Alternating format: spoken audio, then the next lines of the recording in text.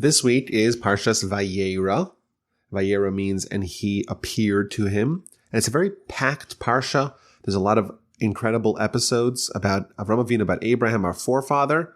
It begins with the story of Abraham and the three guests. He thinks they're humans. They turn out to be angels. And they tell him that he's going to have a child within a year. Those angels go on to the city of Sodom and Gomorrah. The Almighty tells Abraham that Sodom and Gomorrah be destroyed because of their evil behavior. And of course, Abraham tries to intercede on their behalf unsuccessfully. The angels go to Sodom and Gomorrah. They destroy the city. They save Lot.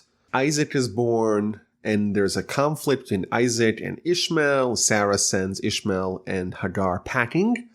And the Parsha ends with Abraham's attempted filicide to slaughter his son for God in the binding of Isaac. And of course, we know the story.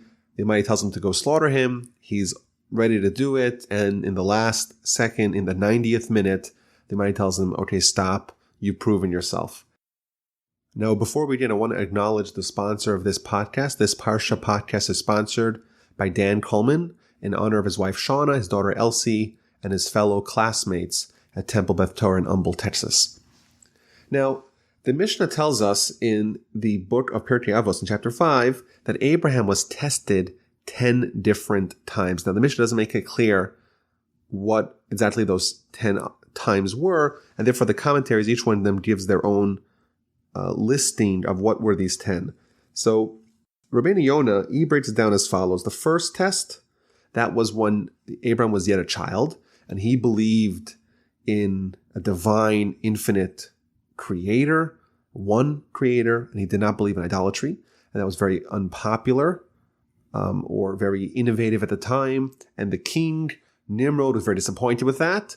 And he told Abraham, either you bow down to the idol or I throw you into a burning hot furnace. And Abraham chose to be burned in the furnace, and the Almighty miraculously saved him. But Abraham jumped in, ready to die. That was the first test.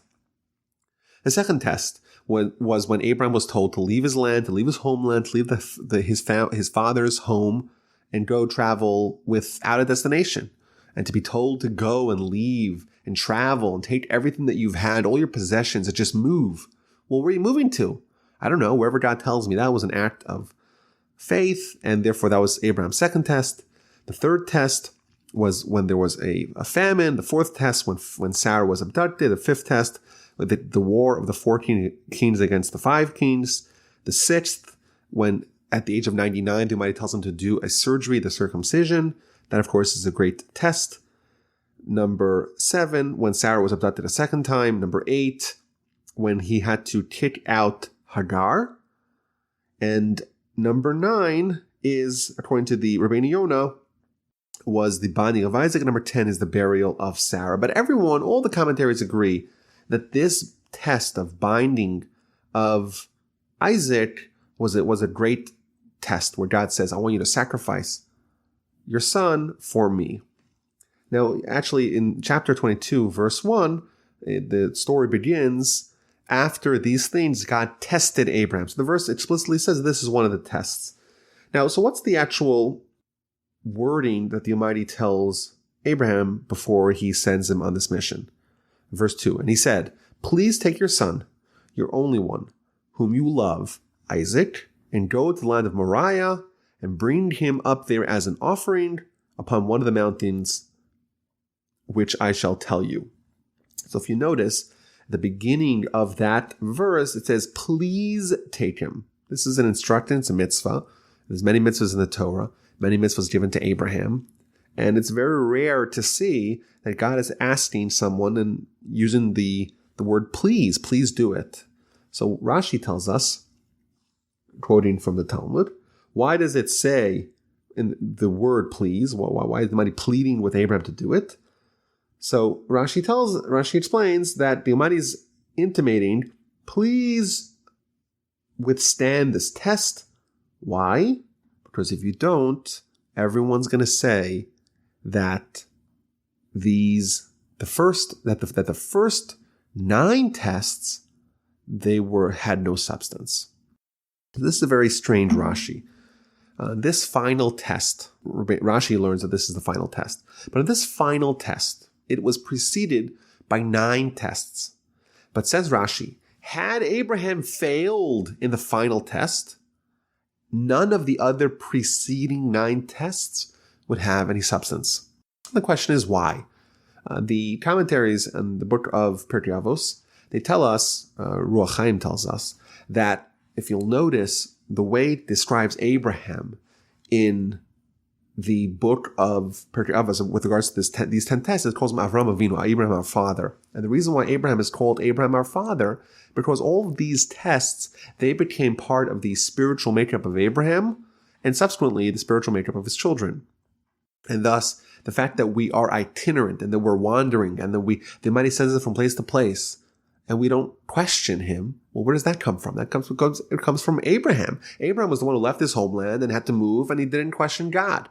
And all these characteristics that are at play, that are exhibited in these tests, these are characteristics that become natural for the Jewish people. That's what the commentaries tell us. So if Abraham had accomplished, had been successful in the first 9 tests, how could we say that he's a failure? How could we say that there's no substance to the first 9 had he failed? Please fulfill this. Please withstand this test. Otherwise, it's going to be a disaster, a catastrophe. Why? Why can't we say, listen, if Abraham failed a test, well, sometimes people fail tests. It's very hard to have someone who's so sick. Why are we so harsh on Abraham that had he failed this one, it would disqualify all those that precede it? So I want to kind of give an insight into this that I heard from my grandfather, and maybe a very valuable lesson that's very relevant to us. Abraham is building the spiritual profile of the Jewish people. If he doesn't finish the job, perhaps it's appropriate to say that really Abraham is a failure. If someone does a half job, if someone doesn't complete it, someone doesn't complete the task at hand, the task at hand for Abraham is 10 tests, 10 no less, then even though you did 9, but if there's no completion, if there's no perfection, there's a blemish present by the entirety of the operation. Now, there's a lot of Talmudic teachings along this line. So, for example, a very scary teaching found in the Midrash and other places. It says if someone begins a mitzvah, so you start the mitzvah, but you don't finish it. So the Talmud tells us, Kover es ishtov es banav. He buries his wife and his sons. Why? And it takes a lesson from Judah. Judah, he started to save his brother Joseph. He was the one who interceded on his behalf to try to avoid killing him. But he didn't finish the job, and he left him in the pit, and then he ended up in Egypt. What Judah should have done is put Joseph on his shoulders and march him back to his father. He didn't do that, and what happened next? He got married, and his wife died, and his children died. And the idea behind this is that when you start a project, you start a mitzvah, it's worse sometimes not to finish it, to start, but to not finish. That's sometimes worse than to not start it at all. And therefore, Judah also started another mitzvah, the mitzvah of building a family, of building a legacy.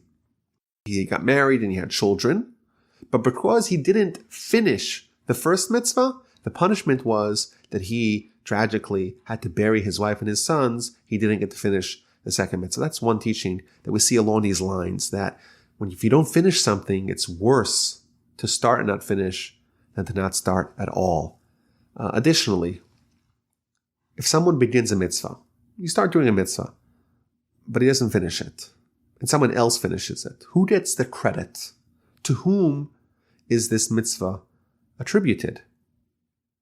And the answer is it goes whoever finishes it. Whoever achieves completion in a spiritual matter, they are the ones to whom the spiritual credit is accrued to. Even if the original person, the reason why he ceased operations was because it wasn't negligent, it was an accident, something happened, something came and disrupted it, that is enough for them to lose the spiritual credit of the mitzvah. And just to explain this idea, there's an amazing midrash about Rabbi Shimon Bar Yochai. Rabbi Shimon Bar Yochai was the leader of the Jewish people. He was a student of Rabbi Akiva. And he, during the times of Roman rule, during the Hadrianic persecutions, he had to go into hiding, and he went into hiding for more than a decade.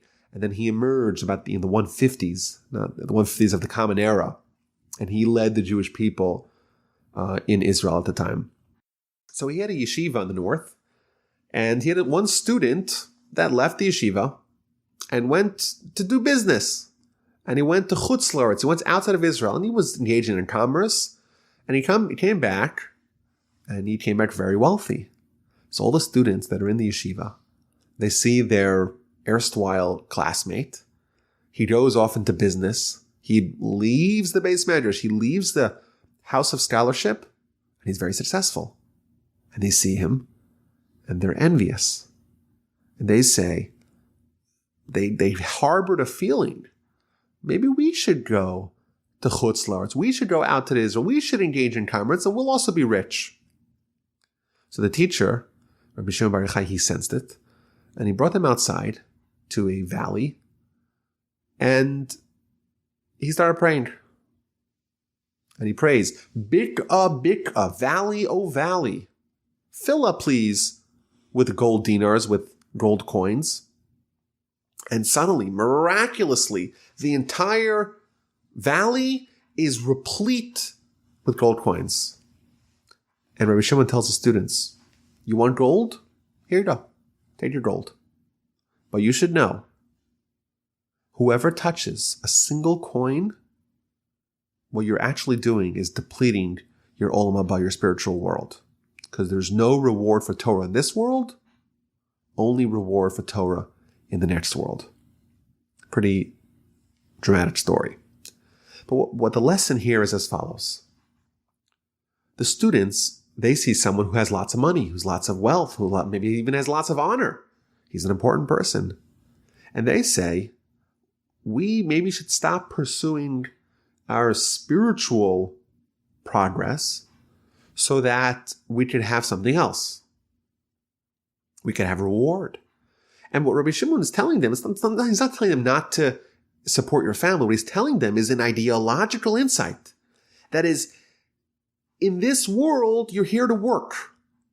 In next world, you're there to consume. And just like there's no reward in this world, there ought to be no cessation of work in this world either. Now, I'm not trying to say that someone who works for a living is not doing mitzvos or is doing something wrong. That's not the point.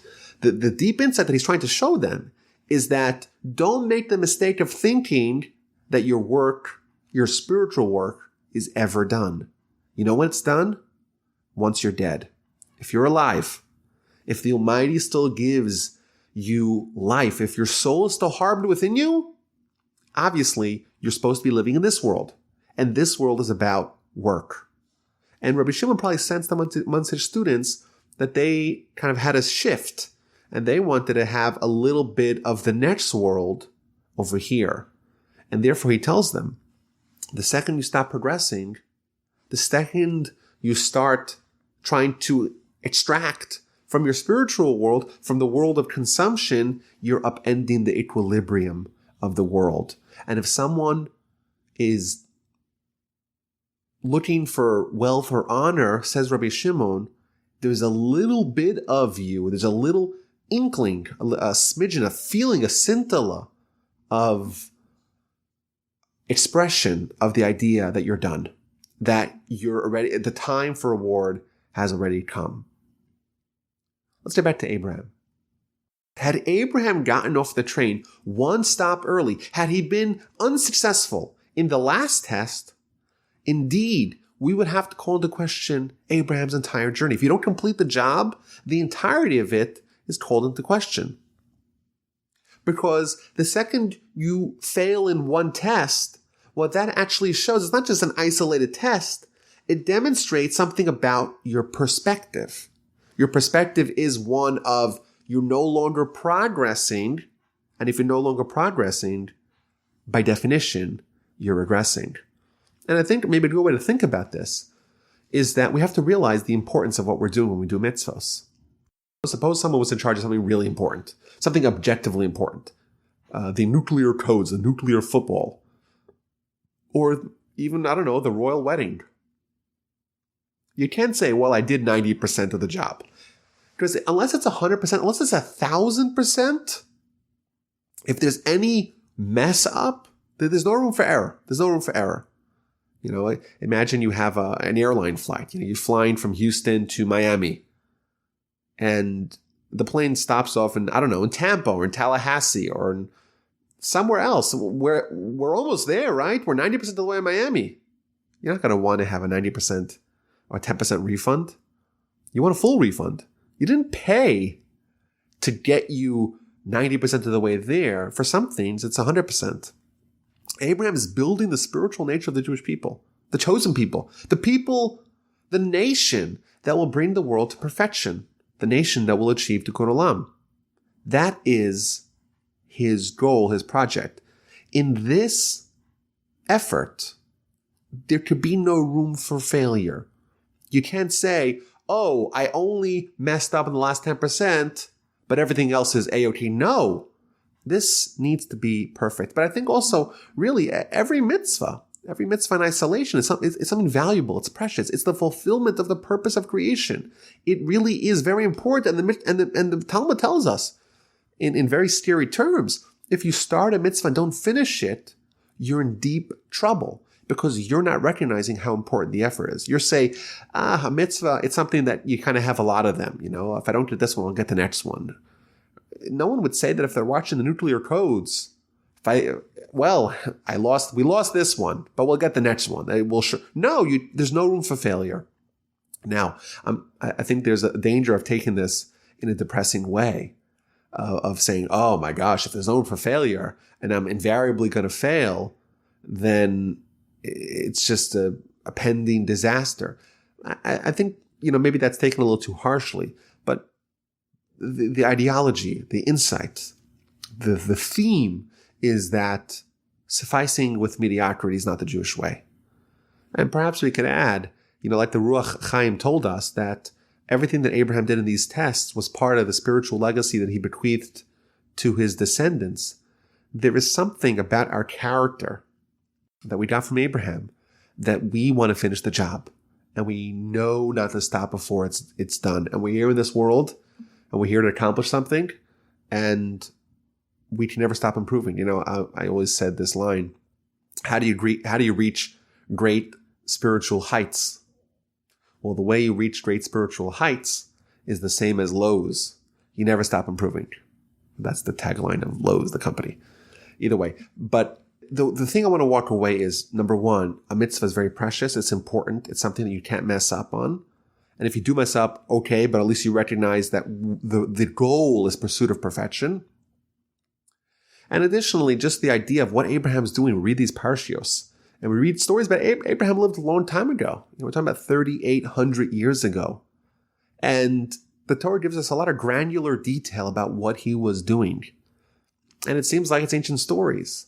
But in truth, what it really is, it's showing us, A, what the objective is, what the goal of our nation is, but also what the character of our nation is. And the character of our nation is one that's determined to bring God in the world and to withstand the tests and persevere until the very end. I want to thank Dan Coleman again for sponsoring this Parsha podcast in honor of his wife, Shauna, his daughter, Elsie, and fellow classmates at Temple Beth Torah in Humboldt, Texas. If you want to sponsor a podcast, either on this channel or on other channels, you could do it in recovery of someone, if someone, God forbid, sick, in merit of someone, in loving memory, in honor. You want to honor your spouse or your children and your coworker or whatever. You could also sponsor it anonymously. You can email me, rabbiwalby@gmail.com, or you can make a donation via the website, via torchweb.org. I always have the link in the description, and just put in your comments what you want to sponsor a podcast and to whom. Thank you for listening. Thank you for downloading. Shabbat Shalom. Have a good Shabbos, and I'll see you next time.